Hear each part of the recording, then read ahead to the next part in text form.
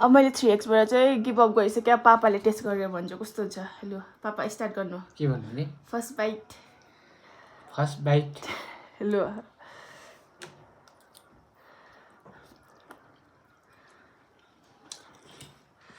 पिरो भयो कि भएन एकदम दामी पिरो छ है एकदम पिरो